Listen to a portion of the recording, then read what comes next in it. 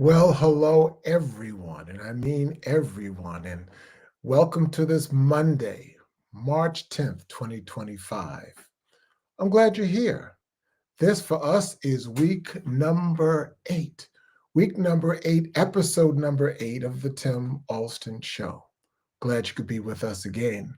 And I hope that with the changing of the time, we are now in daylight savings time. I hope that with the changing of the time, if you're in one of those areas of the country that is changing the time, hopefully now you're beginning to see the change of seasons about to happen.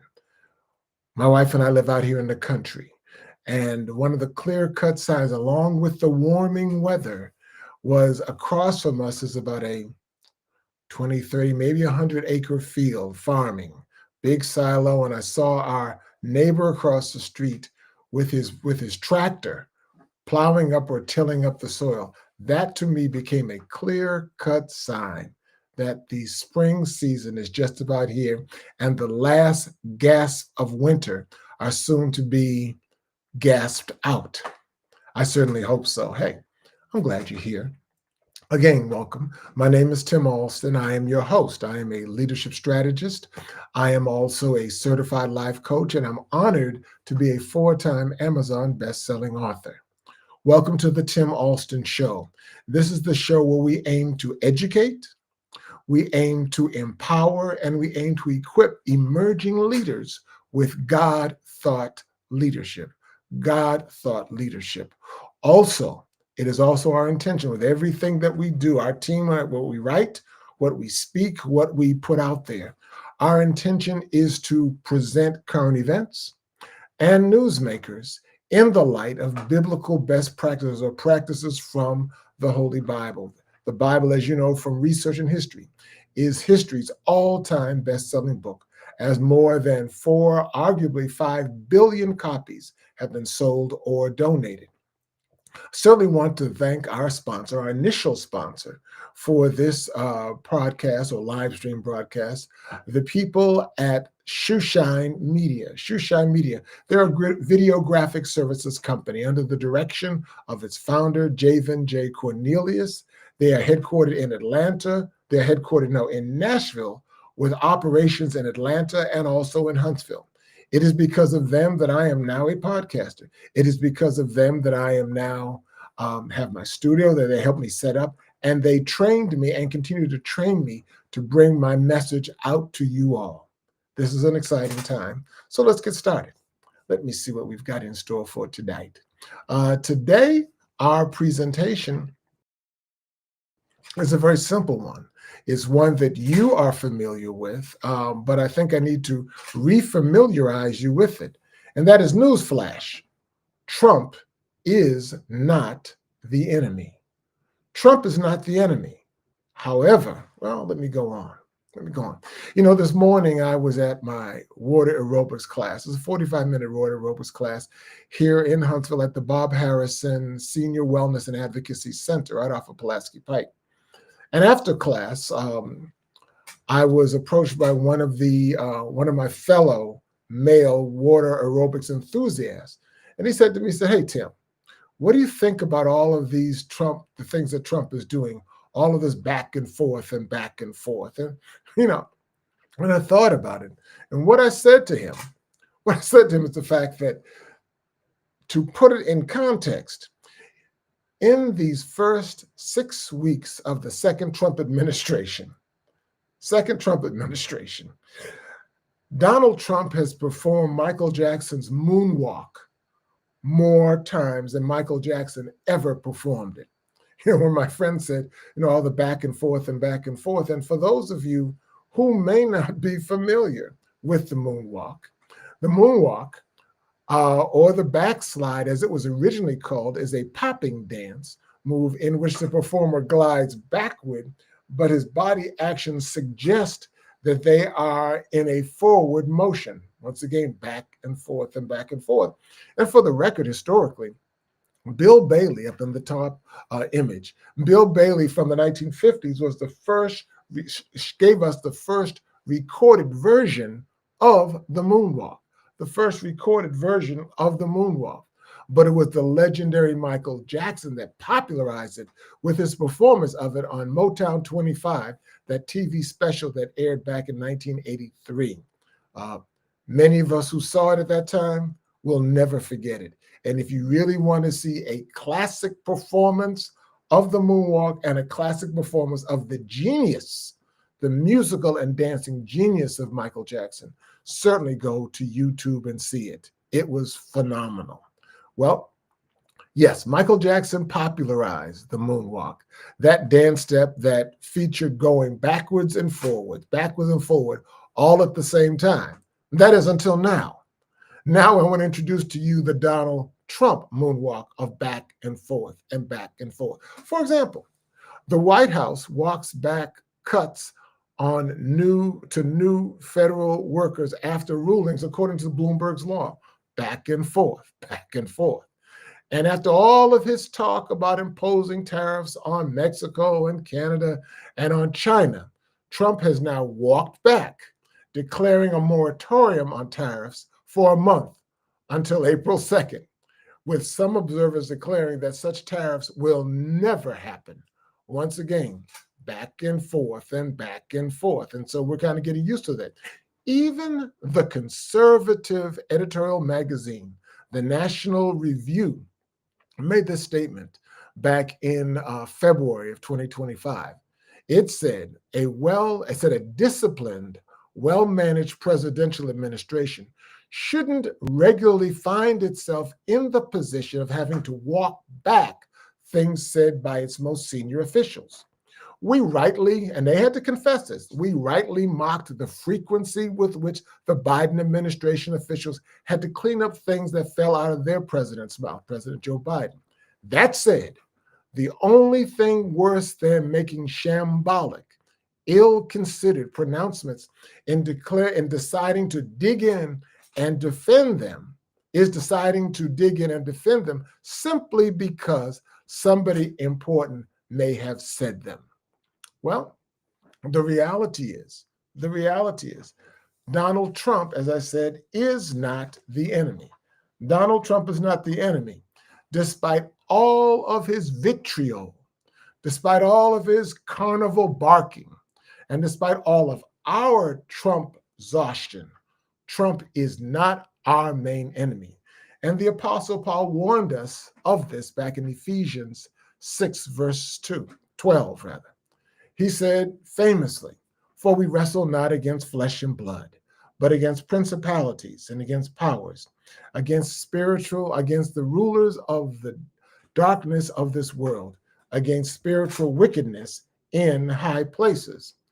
It is here that Paul reminded the Ephesians and us that their true enemy was not human, but Satan, a spiritual being. And for many, and for us, we need to understand, Trump is just an avatar of Satan. To be really honest about it, he is an avatar just like you and an avatar just like me. Now I know by me saying this, you're going to be mad at me. I knew that. I knew because of the fact that I didn't say the things you wanted to hear and threatened probably to leave watching the Tim Allston show. But let's face it, you and I love to gang tackle Trump for his thinly veiled racism, sexism, and nativism, and justifiably so.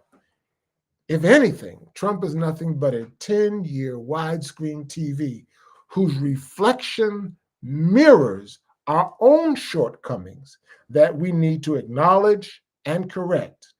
Now, yes, despite all of these moonwalks on his part, and all these flip-flops, please understand me and bear this in mind. Trump is not the enemy. Elon Musk is not the enemy. Don't even give them that much credit. Don't even give them that much prestige. What do I mean? Let's do the math. In this latest version of the Trump moonwalk, he's just been at it for 6 weeks. 6 weeks. 6 weeks, yeah, 6 weeks. In contrast, Satan, who is our true enemy, has been at this for 6,000 years of human history. Or to say it another way, For every 1 week that Trump and Elon Musk have been working us into this Trump exhaustion, and they have been, the devil has been doing this for every 1 week, he's been doing it for 1,000 years times 6,000 years. When you put that in context, Trump has been doing it 1 week, and the devil has been doing it for 6,000 years. When you translate that into weeks, that is 3,120,000 weeks. Statistically, that is a ratio of 520,000 to 1, 500,000 to 1. There's no comparison. Again, Trump is not the enemy, not by a long shot. So now, understanding that, now I hope that you're getting this. Let me now turn the spotlight from Trump and Elon Musk, and let me shine it on me, and let me shine it on you. Even as our criticism of Trump is justified, and yes, it is justified, you and I, however, also need to first ask ourselves some questions. And therefore, let me start with me. Let me start with me. For me, every time I want to criticize anyone, such as Trump, such as anyone, I have to remember, and I am led to remember the story of Jesus and his disciples in the upper room at the Last Supper. According to the Bible narrative, Jesus said to them, "One of you all will betray me." Excuse me. Now, even though that specific remark at that time was targeted to Judas Iscariot, who did in fact later betray him, the reality is the remaining 11 also betrayed Jesus. And so when he asked, in my judgment, in my exegeting the text, when Jesus said, "One of you all betray me," and the disciples asked, "Lord, is it I?" the answer was yes. They were guilty of betraying. So every time Tim Allston wants to criticize or to blame game somebody, I have learned to ask myself the question, "Lord, is it I?" And the answer is yes. I mean, let's call the roll. Yes, you and I rail against Trump for discriminating, for deportations, and from separating young children from their immigrant parents. This image that ran during the first Trump administration still gets me. It is a perfect example of what is called photojournalism. Photojournalism is the art and skill of taking a picture or photo that needs no caption. You can look at the pain on this child, looking up to these bigger and certainly older people. Yes, I railed against Trump. You and I rail against Trump for discriminating, for deportation, and for separating young children from their parents. But now let me ask you the question. Do your and my words and actions also break up families? Do we tear apart families, starting with our own immediate households? Think about it. Once again, Trump is not the enemy. Trump and Elon Musk are just the mirror reflecting us. Yes, you and I decry Trump's documented falsehoods, documented misrepresentations of the truth, and documented known exaggerations, lies, y'all. But how often do you and I fail to be forthright and truthful? Let me take it a step further.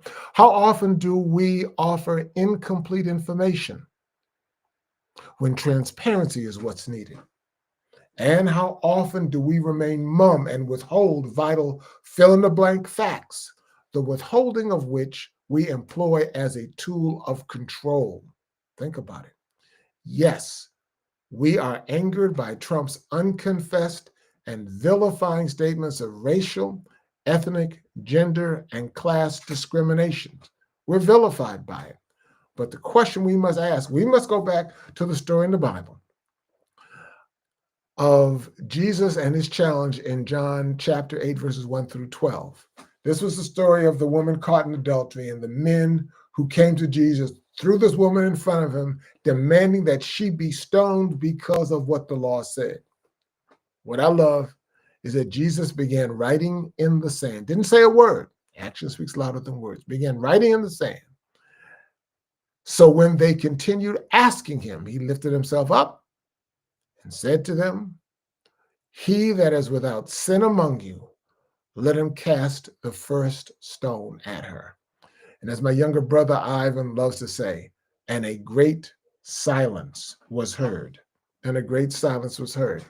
So the question once again becomes, when you and I get to the point that we are blameless, sinless, yeah, but not yet. Once again, Trump, we are right to castigate. We are right to criticize the heinous things that he is doing. He doesn't care about anything or anyone. But when I ask myself those questions, then it really becomes a big issue for me. Now, when I looked at those questions and I asked those questions, first of all of Tim Malls and then asking them of you, I scored 0 out of 6. 0 out of 6. And those are some in-your-face questions. And then I needed to look at my own reflection in the mirror and ask God for a do-over. You see, I am fueled by the statement, and I use it often, by Pastor Charles Swindoll, when he said, we have a choice every day regarding the attitude we will embrace for the day. Let me just pause here. I love the definition of attitude, which is advanced by one of my favorite writers, the leadership expert, Dr. John C. Maxwell. He says, attitude is your inward feelings reflected by your outward behavior. Once again, attitude is your inward feelings reflected by your outward behavior. Swindoll goes on to say, life is 10% of what happens to us and 90% how we react to it. Our attitude is everything. And so let me just get real basic with you. I've got a question for you. Many times, many times, your and my solution is right here in our hands. For those of us who want to fuss about Trump or want to complain about the direction the country is going in, I ask the question of you. How did you respond in November with your opportunity to vote? How did you respond? When I saw the statistic a while back, it kind of staggered me. It really staggered me. Nearly 90 million Americans, nearly 36% of eligible voters did not vote.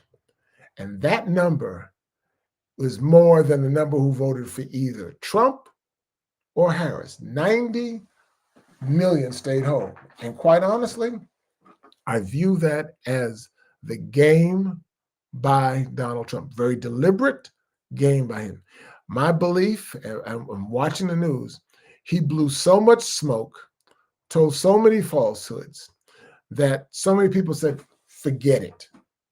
I'm not going to exercise my franchise vote. I have nothing to vote for. And we see what happened or what didn't happen. Now, I've also noticed something else. I love to watch the news. When I see all the rallies, nationwide rallies of protesters against Trump's executive orders, against the layoff of federal workers, against the blanket pardons of those 1,600 January 6th insurrectionists, the media has not covered this, but I'm going to deal with it right here and now. The audiences, those crowd of protesters, those rallies are overwhelmingly white, or at least they are not populated by people of color, such as myself. The question is, why aren't we people of color out there? Why aren't we out there? I mean, the reality is, particularly for African Americans, for Black folk, we are 12.6% or 13% of the population, but yet we make up 18% of the federal government workforce. We have a higher percentage of us working for the federal government than in the general population. I mean, those are the facts. Now, to really be transparent about it, in watching the coverage, the alternative coverage last week to the President's State of the Union message, I watched Roland Martin and watched the series of brilliant interviews he conducted with people, real thought leaders. And I saw this sweatshirt that he was promoting on his site. It said, "Don't blame me. I voted for the Black woman." Yeah, I was one of those people that voted for the Black woman. Absolutely right. It was a moment in history, and I felt it was the right thing to do, and I still think it was the right thing to do. But when I don't see those of us who are impacted directly by the federal cuts, the cuts of federal workers, and those of us who are subcontractors. I mean, according to the Brookings Institution study, for every one government worker, there are two government subcontractors. And so as I reported last week, with DOGE targeting some 300,000 DOGE-related federal jobs, based upon that ratio of one federal worker to two contractors, there arguably could be as many as 1 million people that are negatively impacted that will be losing their jobs or losing contracts. So my word is, we've already played the "I told you so" game. We've already said, and when you look at those rallies and you look at the articles in the Washington Post and the New York Times, other media, whites are beginning to see and beginning to admit publicly, oh, we made a mistake. We bought the okie doke. Okay. We've already said, "I told you so." We've been saying that all along. Now it's time to get over that and move past it. So often, let me just share this with you. So often, let me just level with you. As you know, unapologetically, I believe in God. I believe in God, and I believe that God loves us so much that he will do whatever he can to bring us around and bring us into a knowledge and a truth about him. I believe that Donald Trump is in office and is being allowed to do what he does, if for no other reason than to wake us up and move us into a level of action. I've talked to many people who, like me initially, after the election, we were in such a state of depression. We were just kind of walking around like zombies. I admit it. And part of the reason that I began this podcast series was to shake off that, because it was getting me no place, and get back out into the game, because that is the intention of the devil, to discourage and to kill and destroy. Once again, don't give Trump that much credit. He's nothing but a pawn in the devil's game. He ain't that powerful. Yes, he's got power. Yes, he's got a position. Yes, he's got the pen that can sign executive orders. Yes, he can direct this, that, and the other. But if you look now at the news now, there is the battle between the two billionaires. There's a sense of co-presidency going on, which is comical at best, and which ain't going to last. You and I know it's not going to last. I believe, let me share with you a story. For 7 years, I had the privilege of being the assistant director of freshman studies at Hampton University, my alma mater. And one of the challenges that we would face dealing with freshmen and new students, it was their first time away from home and in college. And it was their first time for many of them, having to address and having to deal with, I guess deal with is the best word, dealing with teachers with strong foreign accents. They did not understand and didn't care the dynamics in this country, that so many times, starting off in employment, in higher education, in the world of academics, HBCUs, historically Black colleges and universities, we became what I call the Statue of Liberty. Give us your poor, your tired, those yearning to be free. We became that first step. And we don't need to get too cute about it. I mean, I've done stories in the past couple of months, particularly in December and January, about the number of pro football players who have retired from football and are trying to get back into the ranks, of still being in football. And so they want now, because their playing days are over, is to go into coaching. And where do they begin coaching? And where do they go through their freshman orientation? At HBCUs. The story of Deion Sanders, Coach Prime. He began at Jackson State, and on the basis of that success there, has moved on now to Colorado, is building a winning program. Just this past weekend, it was announced, Eddie George, Hall of Famer, Heisman Trophy winner, a star in the NFL, retired, began his coaching career most recently at Tennessee State University, took them to a winning program, and now it was just announced that he's going to Bowling Green University. So it is not uncommon that HBCUs have been the starting place for a lot. And so as a result of that, we would hear from our freshmen a lot that they were having to deal with, for the first time in their lives, teachers with strong foreign dialects, strong foreign accents, primarily, and you guessed it right, in the areas of the quantitative sciences, in their entry-level science courses. And they would complain to us. And so we in freshman studies, under the leadership of my boss, my director, my love, Mrs. Amanda Murray, when they would complain, we asked them, we said, all right, we hear your complaints, but let us ask you one question. How many of you sitting out here plan one day to come back and to teach here at Hampton University, your alma mater?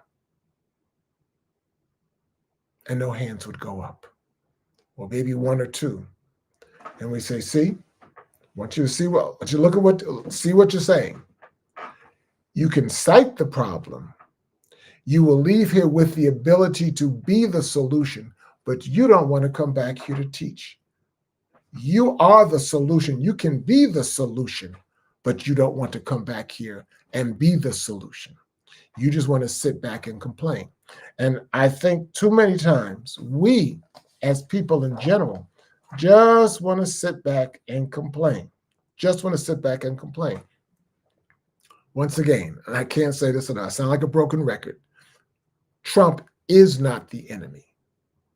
Elon Musk is not the enemy. They are just tools of the enemy. They're just the soup of the day for Satan. But I love it best. One of my good friends and a pastor says it best. Dr. Ruth says, why does it appear as though the wicked always seem to prosper? Why does it seem that Trump and Elon Musk and their billionaires club seem to be lining their pockets with our money? Why do they always seem to prosper? And Bushnell answered the question this way: because this is all that they are going to get. This is all that they're going to get. What you and I must understand is, please understand me when I say this, that what we are seeing now, what we've always seen, is God's hand in our life doing whatever he can to prosper us and to grow us. And to grow us, we have to be put in a certain level of trial. Let me share one quote with you that has always stuck with me and it's always spoken to me. God has always tried his people in the furnace of affliction. It is in the heat of the furnace that the dross is separated from the true gold of the Christian character. Jesus watches the test.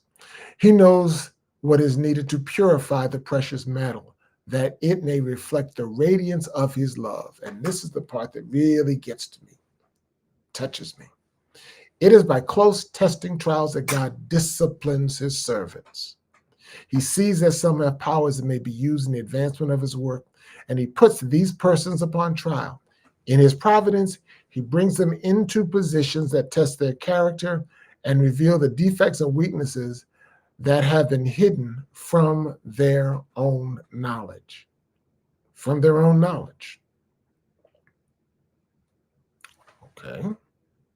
He gives them opportunities to correct these defects and to fit themselves for his service. He shows them their own weaknesses, shows us our own weaknesses, and teaches us to lean on him, for he is our only help and safeguard. The government has never been our salvation. Regardless of whoever is in the White House, they have never been our salvation. What a number of people said in the surveys about why they didn't vote, they said, I don't see the difference between the two parties. They say the same things. They're both going after the big corporate dollars one way or the other. Our only help and safeguard is in God. Thus his object is attained. We are trained, educated, and disciplined, prepared to fulfill the grand purpose for which their powers were given them. When God calls us into action, we are ready. And heavenly angels can unite with us, for the work to be accomplished on the earth. It's just that simple. It's just not easy. We will grow. We will prosper. I believe, as I've said in the previous episodes, that for all the 30,000 that federal workers that have already been laid off, I see it, and I'm not trying to be insensitive. I see it as a blessing in disguise.